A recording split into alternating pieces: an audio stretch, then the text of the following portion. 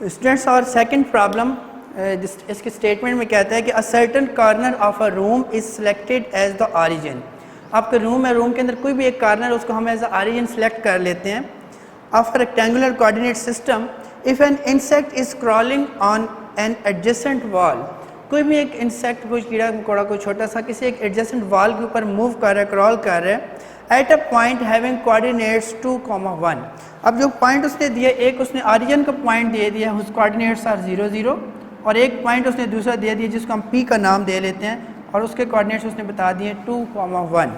कहता where the units are in metres, आपने उसको मीटर्स की फॉर्म में लेंथ को कैलकुलेट करना है। कहता what is the distance of the insect from this corner of the room, वो कॉर्नर जिसको हमने एज ऑरिजिन सपोज किया है, उस ऑरिजिन से लेके जिस पॉइंट के ऊपर वो इंसेक्ट मौजूद है उस ऑरिजिन का पॉइंट तक कितना डिस्टेंस है, वो डिस्टेंस हमने कैलकुलेट करना है।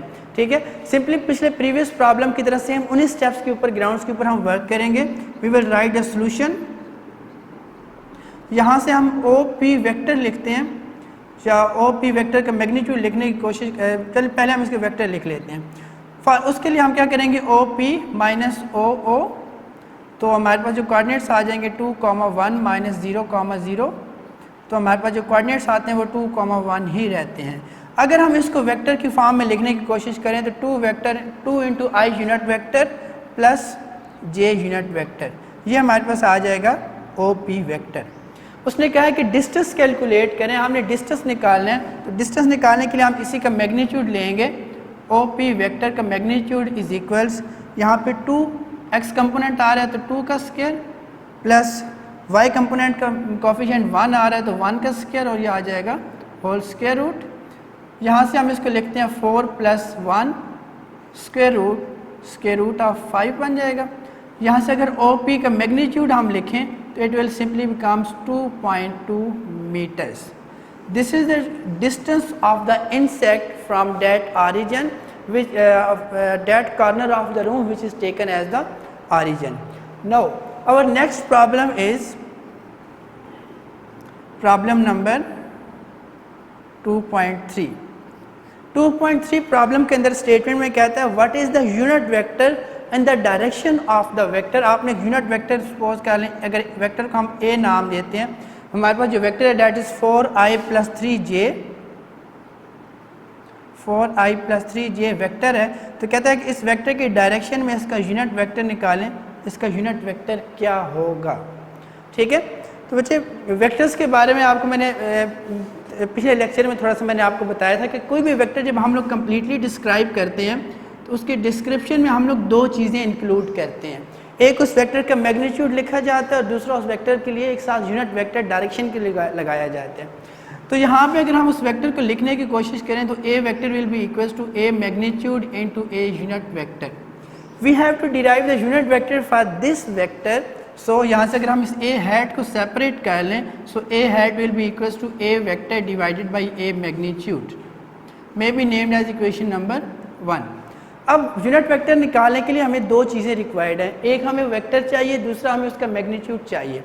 वेक्टर तो हमें स्टेटमेंट के अंदर गिवन है A vector 4i + 3j, but we don't have the magnitude. First we have to calculate the magnitude of vector A, then we plug the value of magnitude in equation number 1 which will give us the resultant which we want to calculate the unit vector.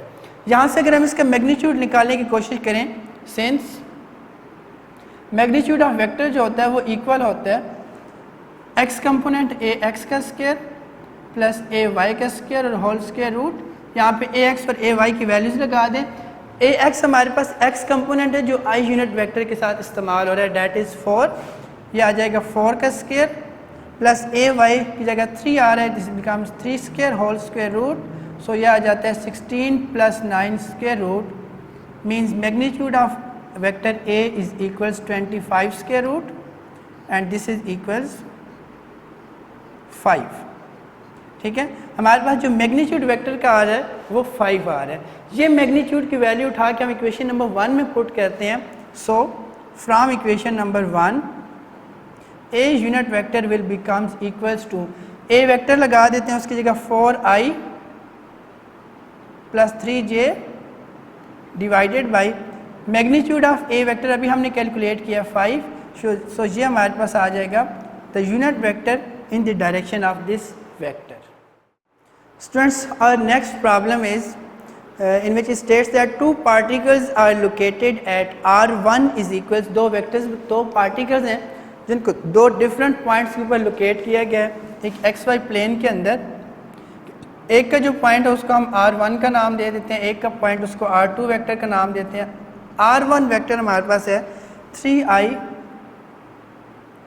+ 7j, ठीक है। And second vector जो उसका है उसके components हमारे पास हैं -2i + 3j। कहता है respectively find both the magnitude.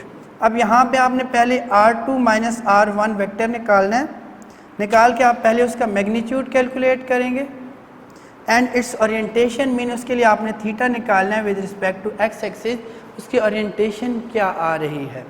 पहले हम इन r1 और r2 को चेक करते हैं कि r1 और r2 बेसिकली कहाँ लाई कर रहे हैं।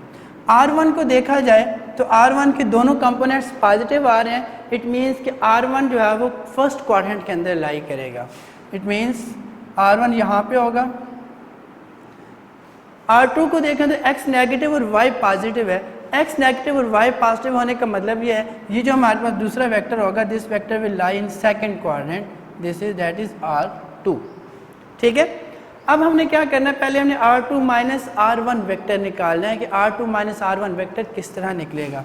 लेट्स वैसे हम इनको चलने वेक्टर्स ड्रा कर देते हैं, इसको r1 का नाम दिया और इसको r2 का। स्ट्रेट फॉरवर्ड हमने r2 - r1 निकालना है, हेडिंग कर लें सोल्यूशन। सो r2 - r1 वेक्टर निकालते हैं। पहले r2 की जगह आ जाएगा -2i + 3j -3i + 7j, ठीक है। सेम अगेन वही केस होगा कि i वाली टर्म में से i वाली टर्म माइनस होगी, j वाली टर्म में से j वाली टर्म सॉल्व होगी।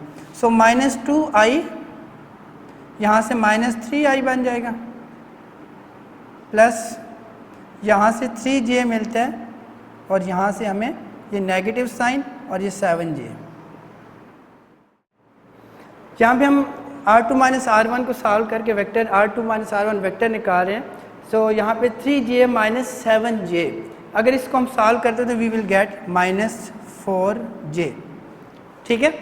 अब यहाँ से हम इसका मैग्नीट्यूड कैलकुलेट करना चाहते हैं। सो r2 - r1 वेक्टर का magnitude will be equals to simply यहाँ पे 5 का स्क्वायर -5 का स्क्वायर प्लस इंटू -4 का स्क्वायर होल स्क्वायर रूट, ठीक है। इसको हम सॉल्व करते हैं तो 5 का स्क्वायर हमारे पास आ जाएगा 25 प्लस 4 का स्क्वायर आ जाता है 16 होल स्क्वायर रूट। दोनों का अगर सम अप करें so 25 + 16 gives us 41 whole square root. ये हमारे पास आ जाएगा मैग्नीट्यूड ऑफ r2 - r1। अब हमने यहाँ पे क्या करना है, we have to calculate the orientation of this vector, means we have to calculate the angle theta. For this reason we will use the relation theta equals tan inverse ay over ax।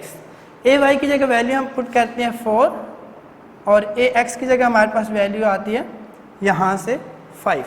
यहाँ पे हम positive और negative sign इनके जो है इन दोनों science को हम फिलहाल एक्सक्लूड कर रहे हैं क्योंकि हम एंगल थीटा कैलकुलेट करने के बाद इन दोनों पॉजिटिव और नेगेटिव साइंस को इंक्लूड करके फाइनल एंगल इसका डिराइव करेंगे, ठीक है।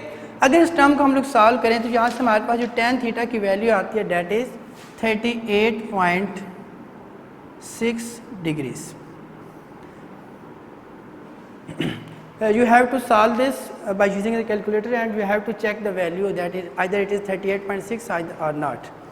ये तो हमारे पास थीटा की वैल्यू आ गई है। अब हमने यहाँ से देखना है कि हमारे पास जो कंपोनेंट्स आ रहे थे दोनों कंपोनेंट्स हमारे पास नेगेटिव आ रहे हैं। दोनों कंपोनेंट्स नेगेटिव होने का मतलब ये है कि हमारे पास जो वेक्टर है वो वेक्टर थर्ड क्वाड्रेंट के अंदर लाई कर रहे हैं। जब हमारे पास वेक्टर थर्ड क्वाड्रेंट में लाई करते हैं तो वहाँ पर रिजल्टेंट फाइनल एंगल निकालने के लिए जो हम रिलेशन इस्तेमाल करते हैं that is phi is equals 180 plus theta. अब ऐसा क्यों किया जाता है कि कहीं भी वेक्टर किसी भी क्वाड्रेंट के अंदर अगर ड्रा किया जा रहा है तो we have to calculate its angle from positive X axis and then we have to go anti clockwise. जब वेक्टर थर्ड क्वाड्रेंट में पहुंच गया है तो इस जीरो वाले जहाँ पे एंगल जीरो है वहाँ से लेके यहाँ तक इसका टोटल एंगल कितना है, हमने वो टोटल एंगल कैलकुलेट करना है। हमें यहाँ से पता चल रहा है कि जो वेक्टर है वो थर्ड क्वाड्रेंट के अंदर लाई कर रहा है। जब थर्ड क्वाड्रेंट के अंदर एंगल लाई कर रहा है तो ये 38.6 यहाँ इस पॉजिटिव इस एक्स एक्सिस से आगे आगे का एंगल है, ठीक है। ये पिछला 180 डिग्री इसमें ऐड करेंगे तो हमारे पास जो ओरिएंटेशन होगी वो from positive X axis start होके जो इस वेक्टर की करंट पोजीशन है वहाँ तक पहुँच जाएगा। सो यहाँ पे अगर हम वैल्यूज पुट करें तो 180 plus 38.6 it will gives us 218.6 degrees. So this is the orientation of the vector r2 minus r1 with respect to x-axis. Students, our next problem is problem number 2.5, in which states that if a vector b is added to a vector a, means a plus b gives us 6i plus j, and if b is subtracted from a, it means a vector minus b vector, it results in the form of minus 4i plus 7j, ठीक है। कहता what is the magnitude of vector a? We have to calculate the magnitude of a vector. magnitude of vector a क्या आता है, हमने वो magnitude calculate करना है। सो मैग्नीट्यूड कैलकुलेट करने के लिए अगर देखें तो यहाँ से हमने बी वेक्टर वाली जो टर्म है उस बी वेक्टर वाली टर्म को स्किप करना है, ख़त्म करना है। तो उसको ख़त्म करने के लिए हम क्या करेंगे, हम सिंपली इन दोनों को ऐड कर देते हैं, इक्वेशन नंबर 1 इक्वेशन नंबर 2। यहाँ मैं लिख देता हूँ सॉल्यूशन में एडिंग 1 and 2। जब यहाँ पे इन दोनों टर्म्स को आप ऐड करेंगे a plus A gives us 2a plus यहाँ पे प्लस b और यहाँ पे minus b, both of this terms will cancel out, यहाँ पे 0 आ जाएगा, मीन्स ये टर्म ख़त्म, will be equals to 6 minus 4 it gives us 2i unit vector, 4 plus 7 plus 1 it gives us 8j unit vector, ठीक है। ये हमारे पास 2a वेक्टर आ गया, हमने यहाँ से a वेक्टर कैलकुलेट करना है। सो वेक्टर a कैलकुलेट करने के लिए हम क्या करेंगे, दोनों साइड्स को 2 से डिवाइड कर देते हैं। यहाँ पर है 2i plus 8j, 2i plus 8j divided by 2 and this term is also divided by 2। ये वाला 2 यहाँ वहाँ पे ऊपर कैरी करेगा, ये 2 और 2 कैंसिल आउट, यहाँ से ये 2 और 2 कैंसिल आउट, ये 2 कैंसिल होकर 4 बच जाएगा। It gives us a vector is equals i unit vector plus 4j unit vector, ठीक है। यहाँ से अगर हम आप a का मैग्नीट्यूड निकालना चाहते हैं तो a magnitude will be equals to 1 का स्क्वायर प्लस 4 का square whole square root, so this will gives us 1 plus 16 whole square root, so it will become square root of 17। This is the answer of this question. Now we will move to the next numerical problem.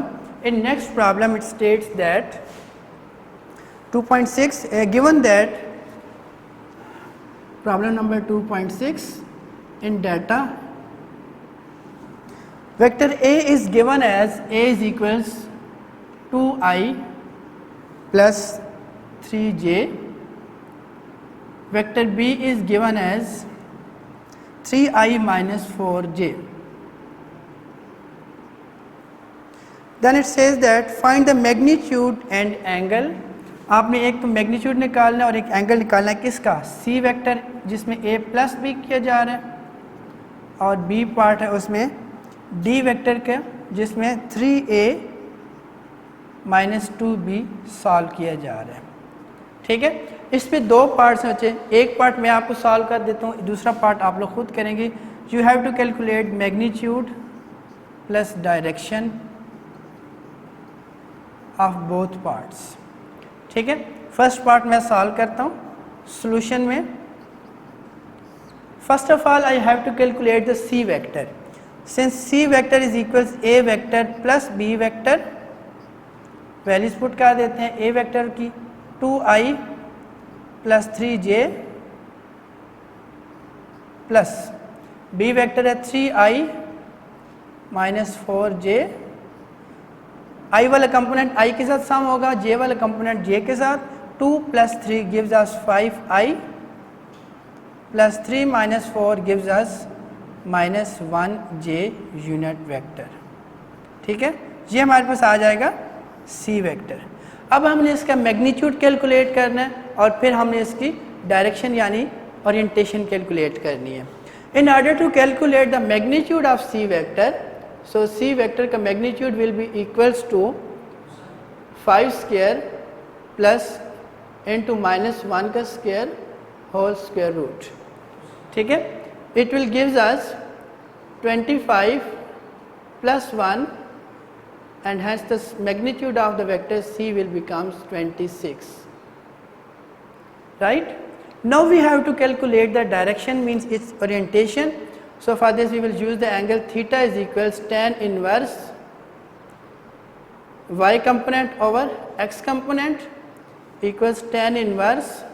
यहाँ पे हम जो values use करेंगे वो हम plus minus sign को छोड़ के इस्तेमाल करते हैं।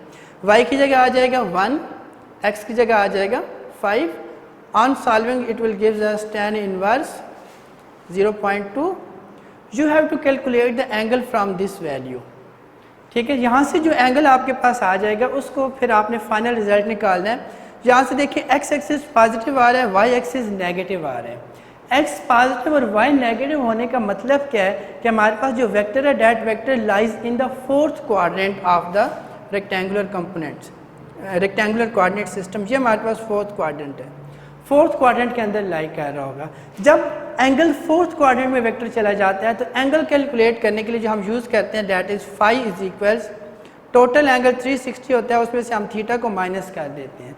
जो यहाँ पे आपके पास वैल्यू आएगी वो वैल्यू उठा के आप थीटा की जगह पुट करेंगे, you will get the answer that is the orientation of this vector C. ठीक है, सिमिलरली इन्हीं ग्राउंड्स के ऊपर आपने इस सेकंड पार्ट को भी सॉल्व करना है। You have to calculate 3a minus 2b। आप a को 3 नंबर से मल्टीप्लाई करेंगे, 3 2 जार 6, 3 3 जार 9। फिर b को 2 से मल्टीप्लाई करेंगे, 2 3 जार 6 एंड 2 4 जार 8, यहाँ पे -8 बन जाएगा। Then you have to subtract both of these vectors जो मल्टीप्लिकेशन के बाद हमारे पास आएंगे, उनको सब्ट्रैक्ट करेंगे तो डी वेक्टर आ जाएगा। फिर इस तरह डी वेक्टर का मैग्नीट्यूड निकालना है, उसी तरह डी वेक्टर की डायरेक्शन निकालनी है। डायरेक्शन के लिए जब यहाँ पे वैल्यूज पुट करेंगे तो प्लस माइनस छोड़ के सिर्फ न्यूमेरिकल वैल्यू पुट करेंगे, tan इनवर्स सॉल्व करके थीटा निकाल लेना है। फिर ये देखना है कि जो हमारे पास ये डी वेक्टर बन रहा होगा ये किस क्वाड्रेंट के अंदर लाई करते हैं। जिस क्वाड्रेंट के अंदर लाई कर रहा होगा करस्पॉन्डिंगली उस क्वाड्रेंट का फार्मूला आपने यूज़ करके वहाँ से फाइनल रिजल्ट फाई कैलकुलेट कर लेना है। That will be simply the orientation of the vector t with respect to the x-axis. Students, our next problem is problem number 2.7, in which it states find the angle between the two vectors a and b। दो vector हमें given है, हमने इन दोनों vectors के दरमियान angle theta calculate करना है, कितना आते हैं। ठीक है, दो वेक्टर्स हमारे पास हो, उनके दरमियान एंगल निकालना हो तो फिर उस वक्त हम लोग वेक्टर प्रोडक्ट की तरफ मूव करते हैं। यहाँ पे अगर हम दोनों वेक्टर्स की डॉट प्रोडक्ट ले लें, so A vector dot B vector, so we know that the expansion of this dot product gives us A B cos of theta, may be named as equation number 1। अब इस equation number 1 में theta हमने calculate करना है। ए और B vectors हमें given है, हम इनकी डॉट प्रोडक्ट भी कैलकुलेट कर सकते हैं। यहाँ पे ए और बी दोनों का मैग्नीट्यूड आ रहा है, हम मैग्नीट्यूड भी कैलकुलेट कर सकते हैं। सबसे पहले हम इन दोनों के मैग्नीट्यूड्स कैलकुलेट कर लेते हैं। Now magnitude of A vector is equals 5 square plus 1 square whole square root gives us 25 plus 1 square root, it gives us 26 under root।